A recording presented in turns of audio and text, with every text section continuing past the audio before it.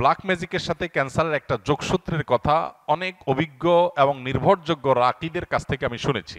তারা তাদের অভিজ্ঞতার কথা বলেছে যে ক্যান্সারের মতো দুরারোগ্য ব্যাধি এর সাথে ব্ল্যাক ম্যাজিকের কানেকশন অনেক বেশি।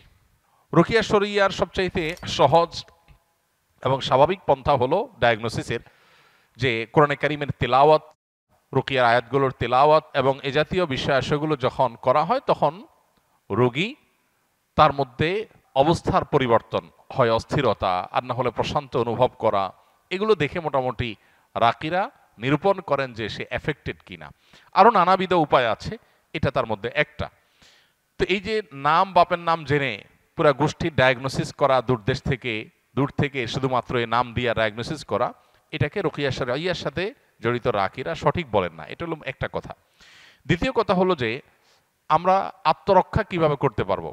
আসুন্নাহ ফাউন্ডেশন থেকে ইনশাআল্লাহ আগামী সপ্তাহের মধ্যেই আশা করছি আমরা একটা লিফলেট আমরা প্রকাশ করব, যেটা আসুন্নাহ ফাউন্ডেশন অফিস থেকে সংগ্রহ করা যাবে বা অনলাইন থেকে আমাদের ওয়েবসাইটগুলো থেকে ডাউনলোড করে নামিয়ে নেওয়া যাবে। কেউ চাইলে ফ্রি সংগ্রহ করে বিতরণও করতে পারবে ইনশাআল্লাহ। সেখানে আমরা জিন, জাদু ইত্যাদিতে আক্রান্ত মানুষদের সিমটমগুলো কি থাকে সাধারণত সেগুলোকে আমরা একত্র করে দিয়েছি, এবং সেখানে ব্ল্যাক ম্যাজিক এবং দুষ্ট জিন, বদনজর এগুলোর আক্রমণ থেকে, এগুলোর উপদ্রব থেকে নিজেদেরকে সেফ বা নিরাপদ রাখার উপায় কি, কোরআন হাদিসের আলোকে অনেকগুলো গাইডলাইন সেখানে দেওয়া আছে। এগুলো আমরা মেনে চললে আশা করা যায় আল্লাহ তাআলা আমাদেরকে হেফাজত করবেন। এর ভিতরে মোস্ট কমন হলো সকাল সন্ধ্যার দোয়া এবং জিকির, এটা যাতে কোনো অবস্থাতে মিস না হয়। বিশেষ করে সকাল সন্ধ্যা দোয়া জিকিরের মধ্যে রক্ষা কবচ যে দোয়া জিকিরগুলো আছে এগুলো কিন্তু খুবই গুরুত্বপূর্ণ। তিনকুল, বিসমিল্লাহিল্লাযী লা ইয়াদুররু মা ইসমিহি, তারপরে আপনার হাসবিয়াল্লাহু লা ইলাহা ইল্লাহু, আয়াতুল কুরসি, এই রক্ষা কবচ আমলগুলো বিশেষভাবে পালনীয় সকাল সন্ধ্যায়। এটা যদি নিয়মিত কেউ করে আল্লাহ তাআলা তাকে হেফাজত রাখবেন। সুন্নাহসম্মত রোজাগুলোর বৃহস্পতিবার, বিশেষ করে চাঁদের 13, 14, 15 ব্ল্যাক ম্যাজিক থেকে বাঁচার জন্য এই 3 দিনের রোজা খুবই গুরুত্বপূর্ণ। রোজা এখন ডাক্তাররাও রাখতে বলে, স্বাস্থ্যের জন্য ভালো, নবী সাল্লাল্লাহু আলাইহি ওয়াসাল্লাম বহু আগে বলে গেছেন। এখন সেটার নানা স্বাস্থ্যগত উপকারী দিকও আমরা জানতে পারছি। অতএব আইয়াম বীজের রোজাগুলো রাখলেও সেহের ইত্যাদি থেকে, ব্ল্যাক ম্যাজিক ইত্যাদি থেকে আল্লাহ তাআলা হেফাজত রাখবেন। তৃতীয়ত, বাসা বাড়িতে কোরআনে কারিমের তেলাওয়াত, এটার পরিমাণ আমাদের বাড়ানো দরকার। আমরা অনেকেই আছি বাসা বাড়িতে কোরআন তেলাওয়াত করি না, মোবাইলে ইউটিউবে সারাদিন আমরা এই ভিডিও সে ভিডিও দেখি, সেগুলোতে ব্যাকগ্রাউন্ডে মিউজিক বাজে, আমাদের খবরও নাই। যে বাসায় মিউজিক বাজবে সে বাসায় শয়তান আসবে, মানুষ এফেক্টেড হবে, নানাভাবে আক্রান্ত হবে, এটা খুব স্বাভাবিক। এই জন্য ওই পথগুলো বন্ধ করতে হবে। আর এই দিকে এসে কোরআনে কারিমের তেলাওয়াত বাড়াতে হবে। শুধু তেলাওয়াত না, সরবে তেলাওয়াত, উচ্চস্বরে তেলাওয়াত। উচ্চস্বরে বলতে চিৎকার চেঁচামেচি আমি বলছি না, যতটুকু শব্দ দিয়ে স্বাভাবিকভাবে তেলাওয়াত করা যায় বাসার বাড়িতে ততটুকু তেলাওয়াত, ততটুকু সরবে তেলাওয়াত। এটা আজকাল উঠে গেছে। যারা নিয়মিত তেলাওয়াত করেন তারাও আস্তে আস্তে তেলাওয়াত করেন, আর অনেকে বাসা বাড়িতে তেলাওয়াতই করেন না। তো এই কাজগুলো আমাদের নিয়মিত করা দরকার। এর বাইরে আরও বেশ অনেকগুলো গাইডলাইন দেওয়া আছে আমাদের ওই লিফলেটে। ইনশাআল্লাহ লিফলেটটা আপনার আগামী সপ্তাহ থেকে আশা করি পেয়ে যাবেন। আল্লাহ তাআলা আমাদের সবাইকে এ জাতীয় সব অসুবিধা থেকে, দুরারোগ্য ব্যাধি থেকে, মুসিবত থেকে হেফাজত রাখুন।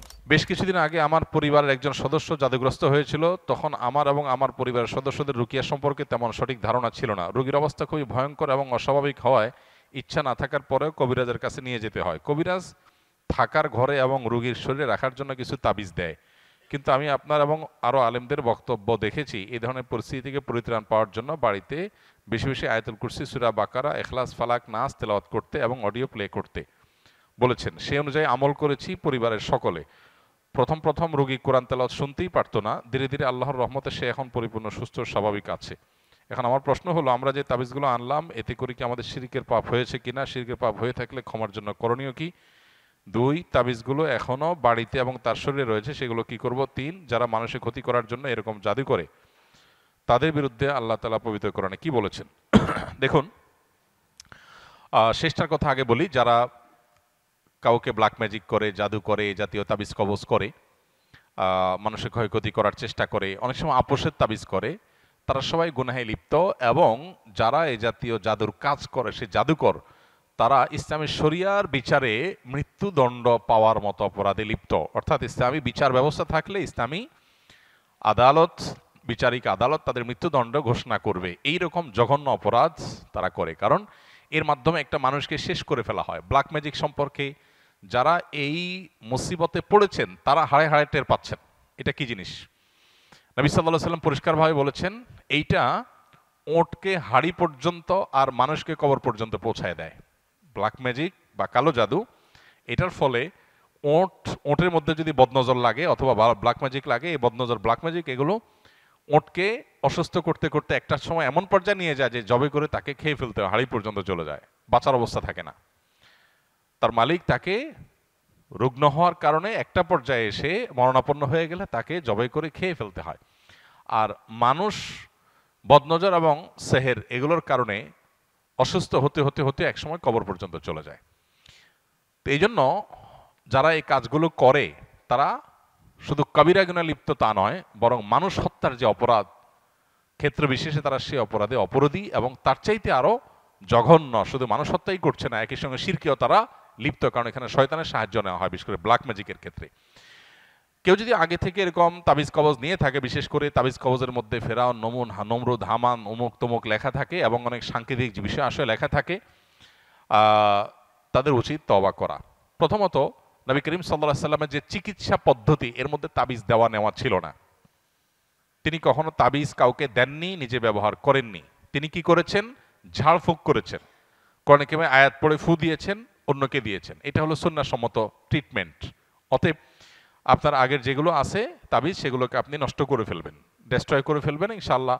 আর ইতিপূর্বে যে করা ভুল, কবিরাজের কাছে আপনি গিয়েছেন, ভুল ভাল কাজ করেছেন, সেজন্য আল্লাহর কাছে তওবা করবেন, সংকল্প করবেন ইনশাআল্লাহ। আশা করি যে আল্লাহ তাআলা আপনাকে মাফ করবেন।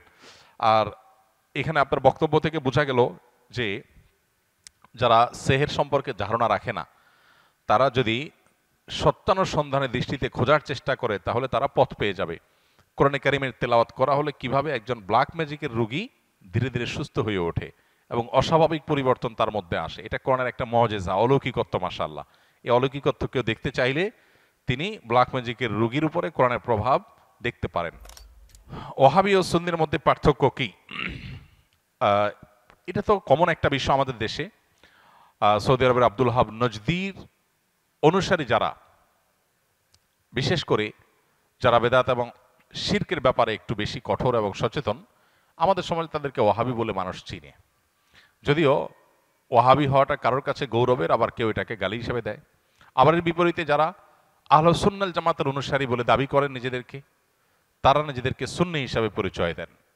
তাদের ব্যাপারে আবার ওয়াহাবি পরিচয় বা ওয়াহাবি ট্যাগ যাদেরকে দেওয়া হয়, তাদের দৃষ্টিভঙ্গি হলো যে এরা বেদাতের ব্যাপারে অনেক বেশি তারা আপনার শিথিল এবং বেদাতে অনেক বেশি লিপ্ত। এখানে অবশ্য বেদাতের সংজ্ঞা পরিচয় নিয়ে নানাবিধ মতো পার্থক্য আছে।